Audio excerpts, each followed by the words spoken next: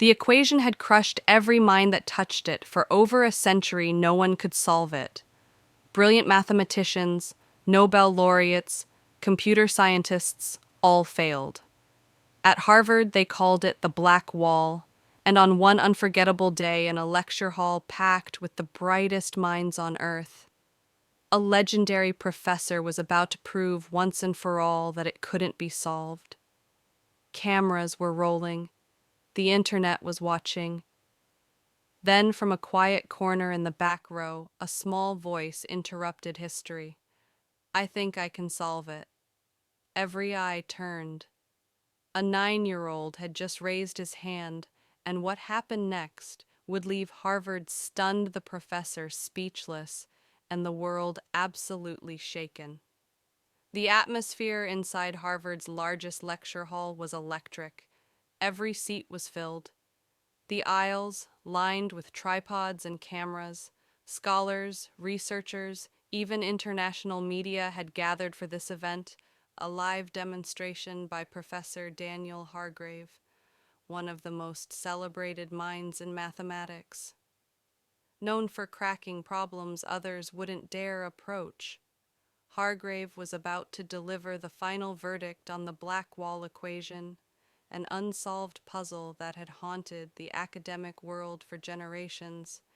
He stepped onto the stage, dressed sharply in a gray blazer, calm and confident.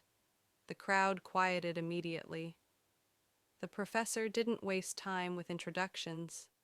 He turned to the massive whiteboard, picked up a marker, and began writing lines, symbols, layers of logic that flowed like poetry.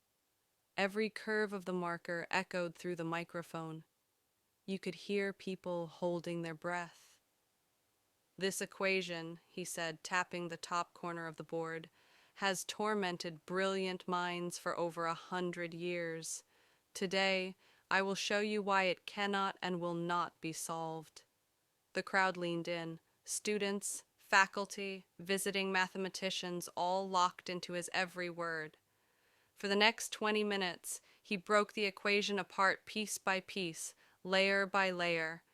His reasoning was flawless, his proofs unbreakable. The room nodded along, mesmerized, silently agreeing with each passing step.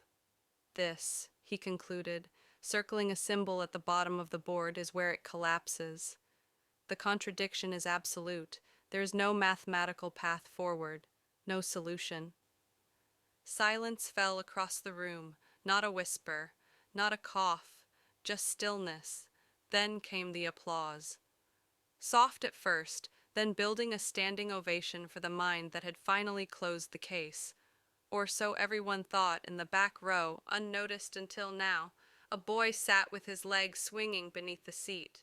He looked out of place, small, young. He wore a red baseball cap and a t-shirt with cartoon robots. A juice pouch sat beside his math notebook, one covered in scribbles and numbers far too advanced for his age. He didn't clap. He didn't smile. Instead, he slowly raised his hand. "Excuse me," he said quietly. "I think—" "I see something." Every head turned. A few people chuckled. Surely this was a joke. A 9-year-old? In a room like this? Professor Hargrave blinked, surprised. "I'm sorry, young man. What did you say?" "I think I know a way." "Through that contradiction," the boy said, pointing at the board.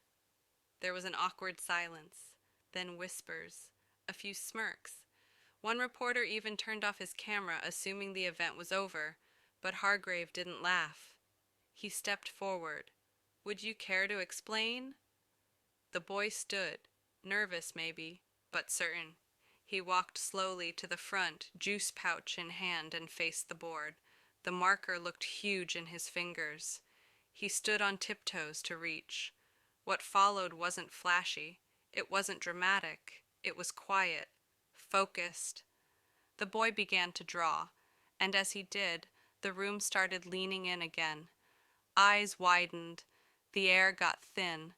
It wasn't just a different method. He was rewriting the problem from a perspective no one had considered.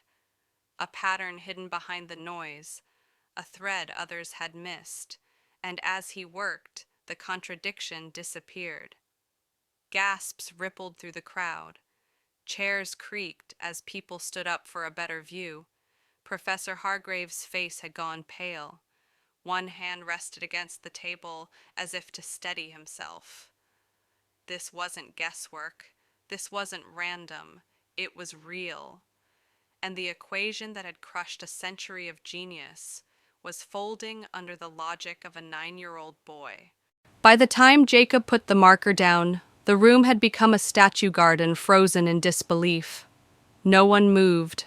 No one dared speak. Even the cameras, though still recording, seemed to fall silent, as if the technology itself was stunned by what had just unfolded. Professor Hargrave stepped forward slowly. He examined the board, scanning every line the boy had drawn. His eyes narrowed, not in doubt, but in awe. Then he turned to Jacob and asked the only question that mattered. "Where did you learn this?" Jacob shrugged. "I just saw it in my head. It looked like a masb, but if you flip it, it's not a wall. It's a doorway." Those words would later become a quote etched on a plaque outside the Harvard lecture hall. It's not a wall. It's a doorway. But in that moment, they were just the quiet thoughts of a child who had no idea he had just cracked a mathematical mystery older than his grandparents. As whispers turned to murmurs, and murmurs into a frenzy, Professor Hargrave did something no one expected. He stepped aside. He motioned for Jacob to continue. "Show us," he said. And so, Jacob did. What followed was nothing short of extraordinary. With childlike curiosity and laser-sharp clarity, Jacob explained his thought process. He spoke in simple words, avoiding the jargon that filled textbooks and research papers. But make no mistake, what he described was a mathematical breakthrough, a new perspective, a shift in understanding that transformed the impossible into something almost obvious. The contradiction Hargrave had built his proof upon, Jacob showed it wasn't a contradiction at all. It was a misinterpretation. A trap caused by an assumption so old, no one had ever questioned it. Until now, the tension that once gripped the hall had been replaced with stunned silence. Some students were crying. Some professors stared at the board like they were looking at a ghost.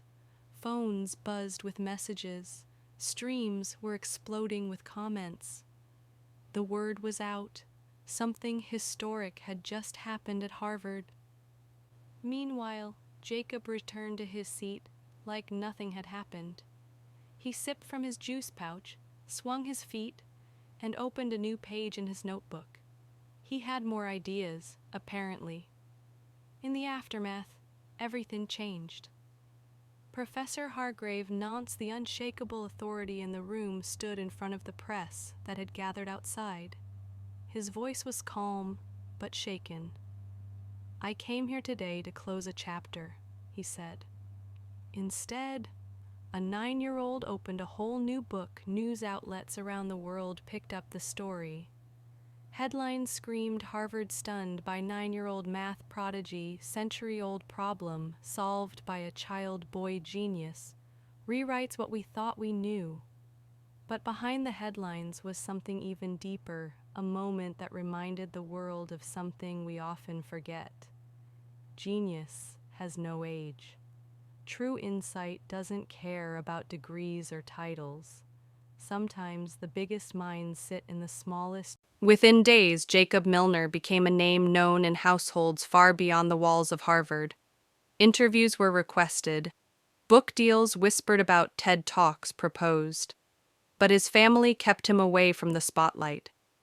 His mother, a high school biology teacher, released a short statement: "Jacob is still a child. He loves puzzles, peanut butter sandwiches, and cartoons. Let him be 9 just a little longer," and yet, nothing could stop the tidal wave. Mathematicians across continents began re-examining long-forgotten problems through Jacob's method. His simple, sideways way of thinking inspired breakthroughs in cryptography, artificial intelligence, even fluid dynamics. What began as a whisper in a back row was now reshaping how scientists thought about complexity itself. But Jacob wasn't chasing any of this. While the world debated his genius, he was in his backyard trying to teach his dog how to count with biscuits. When a journalist asked him what the hardest part of solving the problem was, Jacob replied, "Convincing my mom to let me bring juice into the lecture hall." Meanwhile, Harvard was in unfamiliar territory. The event had brought them global attention, but also introspection. How could a child walk into their most prestigious room and see what they couldn't? Some called it humbling, others embarrassing. Professor Hargrave took it personally, but not in the way you might expect. He returned to his office, reviewed his own calculations for days, and finally held a private press briefing. "I wasn't wrong," he said. "I was looking through the wrong window." Jacob turned the house that statement would echo across academia. It wasn't about who had more knowledge, but who had the right perspective. Jacob hadn't studied longer. He'd simply seen differently. In a world obsessed with more degrees, more experience, more prestige, he had reminded everyone that sometimes what's needed is less and clearer, but not everything that follows